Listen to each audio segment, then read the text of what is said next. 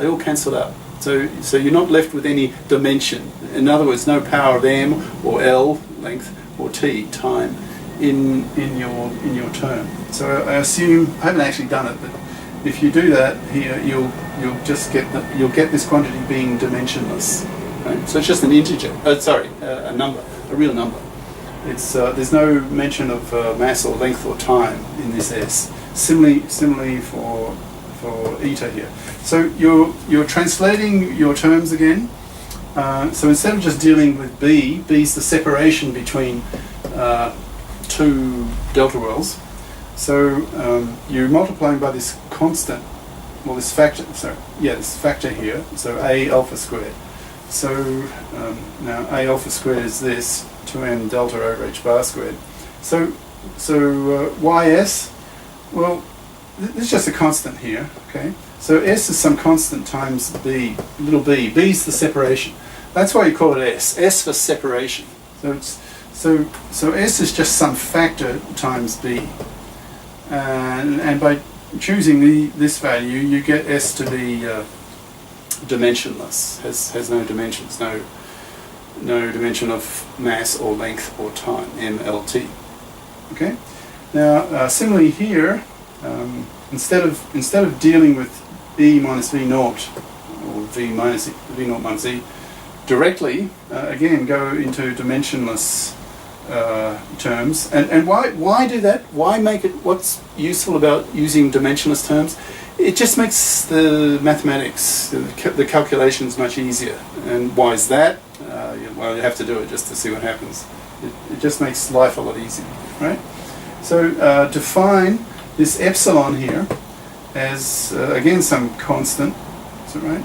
Yeah, some constant times energy, like E minus V naught. Now, this you can rewrite. I've not done this before. This is new. You can rewrite that as beta over A alpha squared all squared. You can check that. I mean, you know the values of alpha and beta and so forth. Okay. So S for separation, it's just a factor of B. E is just another factor for the energy. So S for separation, E for energy. Now for S equals 2, you'd need a computer to calculate all this stuff. I mean, to draw graphs and whatnot. But it works out when you solve for your wave function, for your U, with these 4 constraints. Now it's not done in the textbook, right? It's getting a bit heavy for undergrad level, right? I mean, and this would be like a PhD research project for the person who did it for the first time. Okay, so solving now for the wave function, in effect, there are only 3 solutions, right? As I was saying before in the previous session. So 2 of them are even function. You just see that. You got the mirror. You got the mirror symmetry in these 2 cases, and here you've got an odd function. So there are only 3 solutions for a given, 3 allowed energies. So that's what these E's are. So they're effectively energies. Remember, E is just some constant times the energy. So for a given S, see the behavior of the whole system critically depends on the separation between the delta worlds, right? Depends on B. So for a given B, if you fix B, in other words, if you fix B, you fixed S. Okay, so for a given S, I'm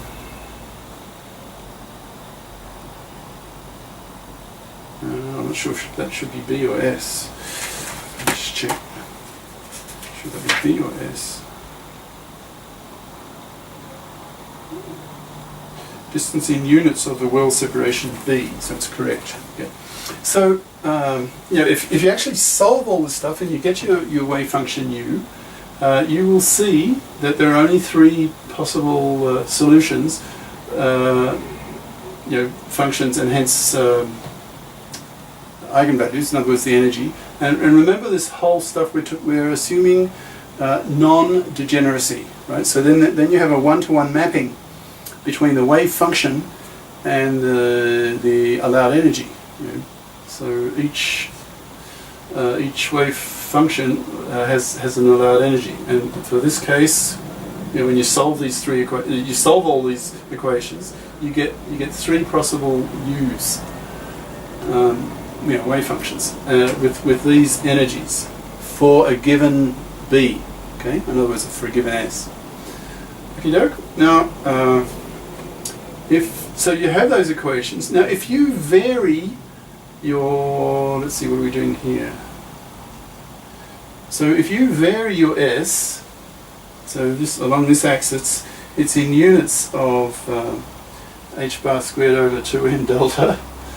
Okay, so in other words, as you vary your S, in other words, you're varying your B, in other words, you're varying the distance between the wells, okay, because your energies, they will depend critically on the separation distance between the wells, okay. So for a given S, in other words, a given B, let's say S is 2, and on this, so that's the separation, effectively, between the wells, and on this axis, you've got the energies, the allowed energies. And your energies will vary depending on your S, and if you solve all the equations here, you'll get three possible solutions of this form. Now at S equals 2, just intersect the three possible curves. Now what are these curves? They're the allowed energies, right? It's effectively here, this axis here is just, well, it's E minus V naught. Right? In units of 2m delta squared over h bar squared. So basically, just think of that as the energy, the allowed energies, and that is the separation between the delta wells.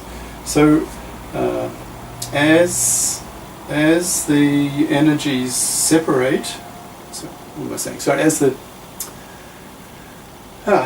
the distance between the delta wells increases, can you see all three possibilities are converging to this one case? So as S goes to infinity, what does that mean? That means the three delta wells are separating to infinity. They become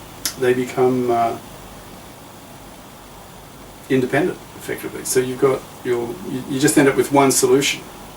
Okay. Now, but when they're fairly close together, they influence each other, and so in fact, you can get three types of solutions. And here, and this is what they look like. Although this is for these values of the allowed energies is for S equals 2. S equals 2. Right? And these, now to get all these numbers, you'd have to use a computer and put it in. All right. Now, if you ask the question,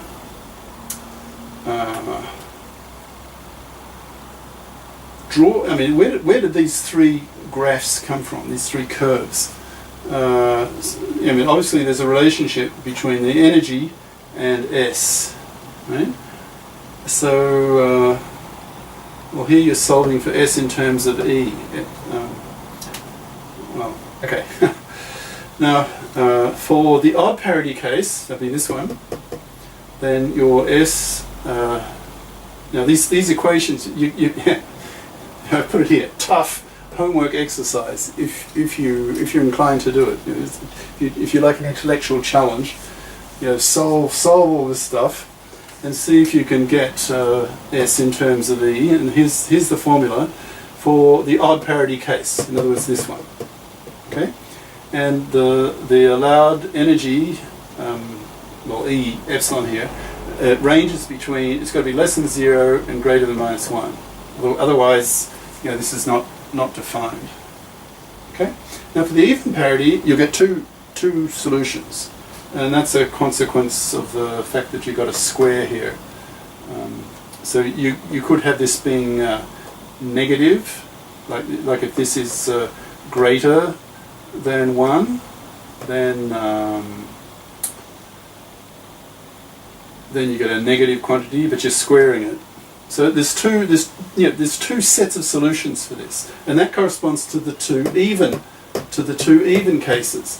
And there's a range for each. there's a range of possible allowed energies for the two cases. One range, the energy has to be less than 0 or greater than -1, similar to here. But the other one, your allowed energies can range between, it's got to be less than -1, but greater than -9. Okay. Now, that could be part of your homework, figuring out, why is that the case? -9, where'd that come from? Now, when the energy is -9, that corresponds to when the S is 0. Now, is that obvious? Is that obvious? Yeah, let's just do it quickly. I've not done it, but okay. So let E be -9. So you've got -9, you've got 9, square root of 9, that's 3. 1 minus 3, so that's -2 squared, so that's 4.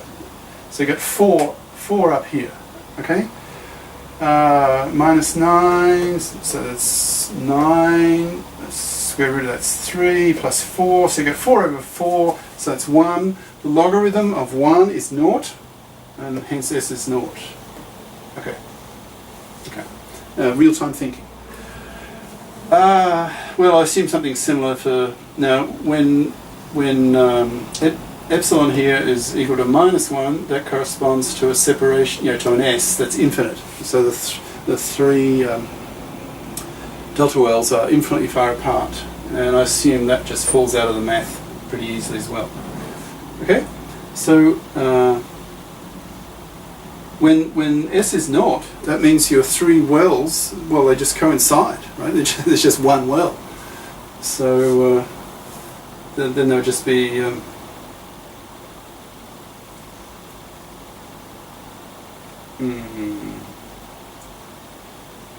three wells overlap. Okay, well then you get, when S is 0, haven't done it. Okay, well, I think I'll stop there. All right, so if you're inclined, tough homework exercise. See if you can. I've not done it.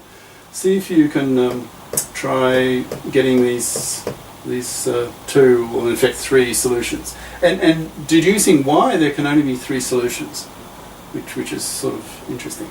Okay, now next session, I will take these sort of ideas and go to an infinite array, not just 3 delta functions, but a whole array of them, effectively an infinite number. And then from that, deduce the idea of the conduction band, certain ranges of energies allowed and other ranges not allowed. The electrons in the silicon, for example, in this 2-dimensional. I think we're still in 1 dimensions. So an infinite number of spikes or delta wells along the x-axis. But that's for next session. So.